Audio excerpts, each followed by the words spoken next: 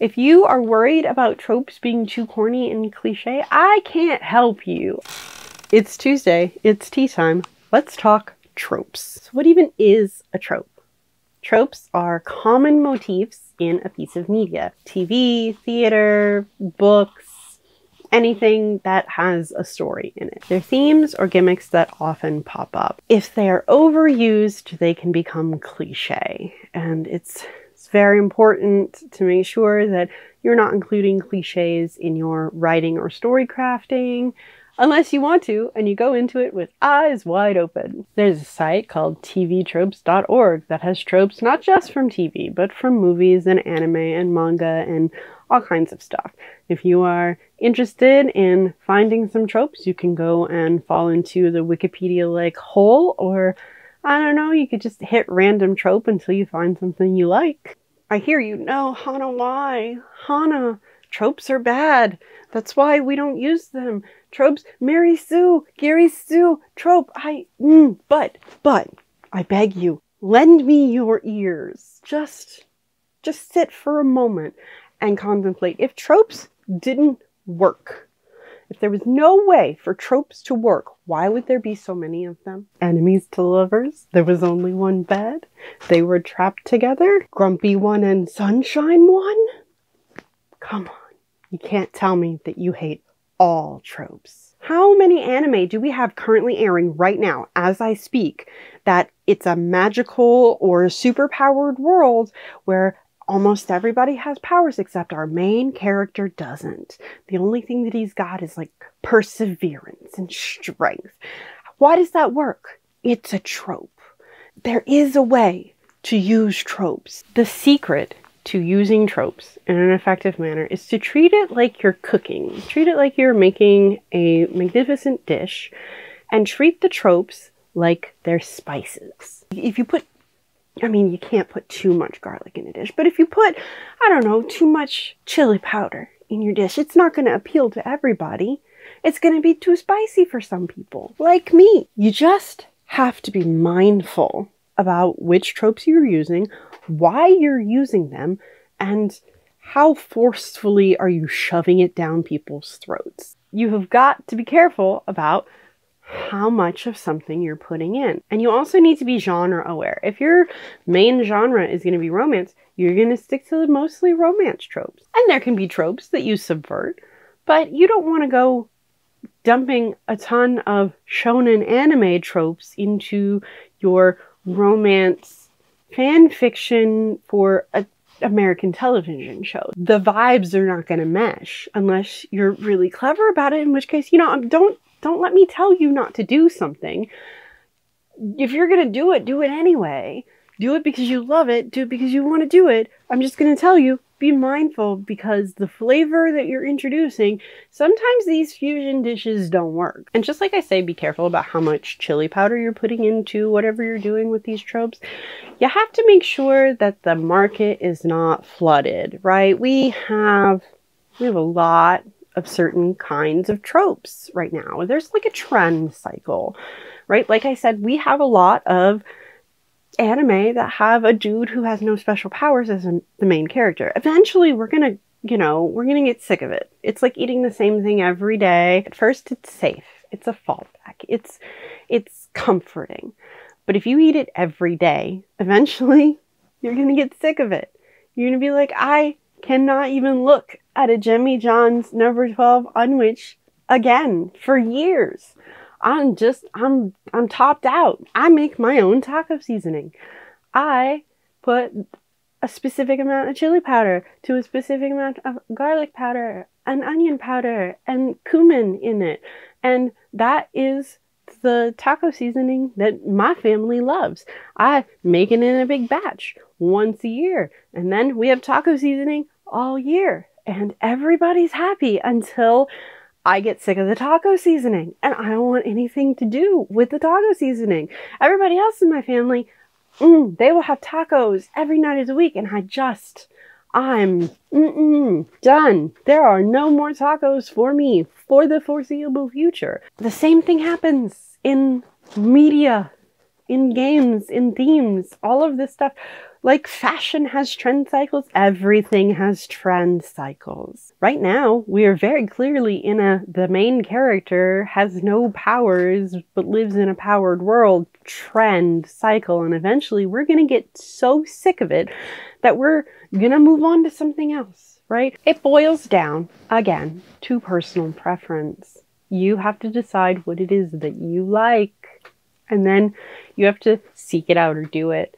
Make it if it doesn't exist. If you have the perfect story in your head that no one else has written yet, write it, do it, put all your favorite tropes in it. Just be careful with your seasoning, right? If you are seeking to have your stuff enjoyed by more people, then you have to intentionally put things that may be a little blander or a little more mass markety, not to be like all sell out and, you know, follow the formula and that's what you do. You have to come up with your own formula, right? You have to be cognizant of your genre. You have to be cognizant of what people are experiencing in their lives. Whether you are writing a book, whether you are writing a webtoon, or trying to do a movie, or running a tabletop role-playing game, you need to have your eyes open and you need to pay attention. You need to talk to people, communicate with them. I wonder if this is a running theme on my channel. Talk to people, but Hano, we don't like people. Neither do I. People as a group, I could deal without them. Persons, I like. Individual persons, yes. People scare me. People scare me. And it's okay if people scare you. If you're like doing something that you want a mass market appeal for, write it for your best friend. Pretend that your best friend is part of the audience that you're marketing to and just write it for them. Do it for your bestie. That's what I do with these videos. You think that I'm sitting here thinking about the 1.5 thousand views one of my videos got? That's scary. That's scary. I'm making these videos for my friends who tell me that they watch stuff. I love you. Thank you for watching. You're the best. I love you. Because like trying to create for a faceless void, it's very daunting and very scary. And no, so I'm making this video for you. I love you. Thank you for watching. Haha. What are your favorite tropes? Would you like to know some of my favorite tropes? I'm a big fan of enemies to lovers. I'm a big fan of Grumpy One Sunshine One. I'm a big fan of the delicate looking girl who can kick ass. I'm a big fan of the big strong guy being an absolute softie. I really love like himbos and the smart calculating one being partners, whether that's a romance or just like, you know, partners in crime. Another one of my favorite tropes is when you have the character that's like armed to the teeth and they've got weapons all over them and they're told that they have to disarm to, like, I don't know, go into some safe house or something, and they take everything off, like just keep throwing weapons off of them, and then you think that they're done, and then the person who's guarding the door is like, everything. I said everything, and then they pull out like one last hidden weapon. I love that. It's corny, and it's probably cliche at this point, but I love it. You have to be careful about overusing a trope, because that's when the trope becomes a cliche. And you also have to be careful about using harmful tropes. The gay-coded villain, we're past it. Life has gone on. We've moved on from that being the only gay thing that we can put into something because of the Hays Code or whatever. We've moved on. Let's have representation where we don't automatically say something is bad because it's somebody's identity or skin color or something like that. Let's just be sensitive. If you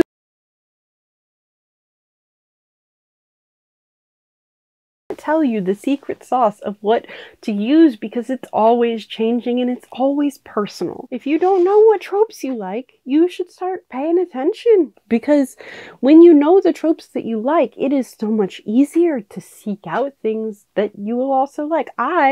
For example, I know lots of tropes that I don't like, and so for me to watch an anime, I have two rules. One, it can't be crack. I don't like the wacky zany. I'm not very Korean. Nope. We're gonna, y'all can have that over there. Excel Saga. Y'all can go over there, have that. I don't like that. I don't like it. Second, and this is going to sound really shallow, but it has to have two hot guys who are not into each other as like people who appear in every episode. It's not that I don't like hot guys who are into each other. It's just there are tropes that tend to be in those shows that I do not care for. And if there's only one hot guy, then it's probably a harem show, and that's not my bag.